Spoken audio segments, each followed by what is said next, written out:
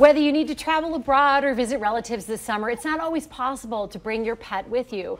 So is having your dog or your cat boarded a good option for your animal? We have professional dog trainer Geralynn Cada here, and you brought along Sadie. I did. To help us find some answers.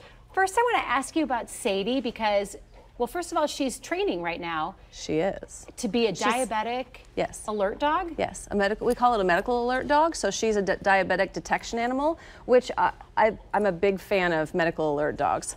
In fact, some people's dogs become medical alert dogs by default, and they don't realize it because they're around their smell every day. So a dog can actually tell the change in your biochemistry and alert you without even sometimes realizing what they're doing for you. And real quick, and we'll get to the products you brought in the boarding, but you swab. She's going to be with a college student who has diabetes, and so you're training her by swabbing the college student's cheek when he has a diabetic reaction, and training Sadie to know the smell. Yes.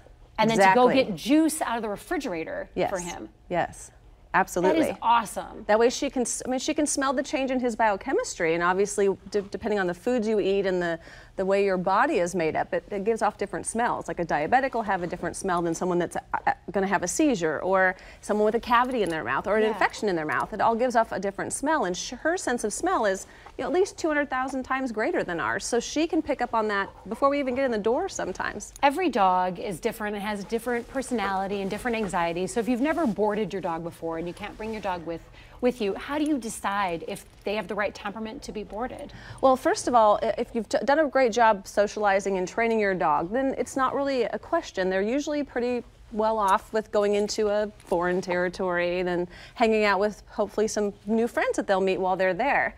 But sometimes you have dogs that aren't great for boarding, or they need some training first. Those would be dogs that are not socialized well. Dogs that might be aggressive around other animals or around other people, or they might just have a territorial issue, or they are toy guarding or food aggressive. How do you figure that out? Do you do a test run or like a daycare, a doggy daycare first? You will know at home or when you start socializing with them with other animals that you see some behavior that's questionable. But most importantly, take them to the boarding facility and have a tour with them. To have a tour on your own first to make sure you like the facility. Go then and then take your puppy along, or your dog along, or your cat along for your first initial visit, or your second visit. What's your philosophy on boarding cats?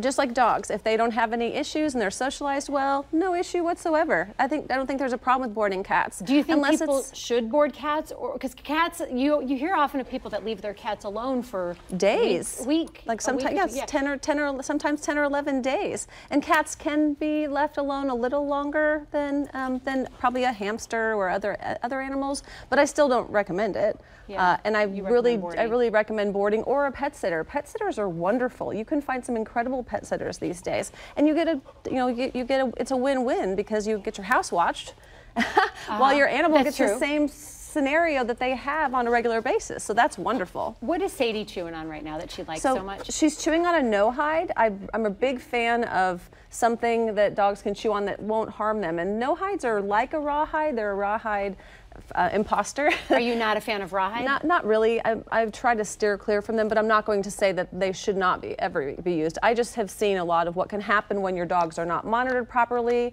when they're chewing on things.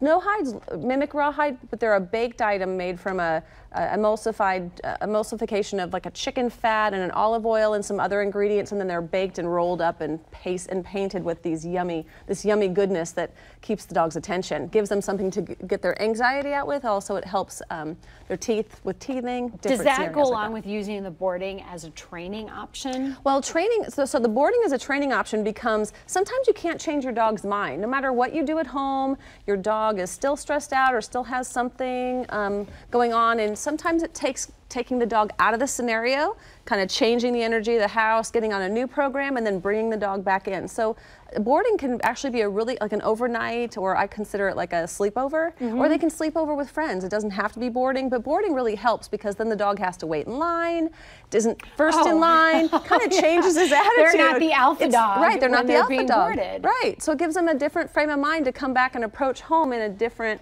with a new outlook on how things are going to happen in the home from then on. One of the things that you and I were talking about that surprised me is you said that for an animal, though, being boarded can often be just as stressful as fireworks or a thunderstorm. Definitely.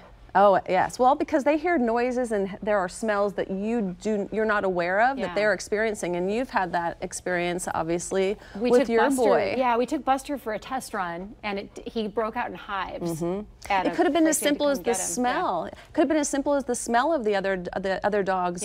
Just he could smell their biochemistry if they were really nervous. So he what went, do? Whoa. Do you give him a comfort item like a teddy bear or blankets that smell like you? Yes, that's a definite must. That's something that's just a given. Take something a pillowcase, a bath towel, a bathrobe, something that smells like you, a t-shirt just that hasn't been washed.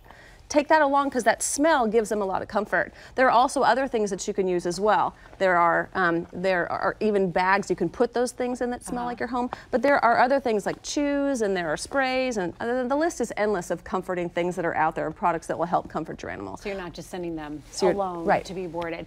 Right. Professional dog trainer Geralynn Cada, thank you, and thank you to Sadie. What a wonderful animal.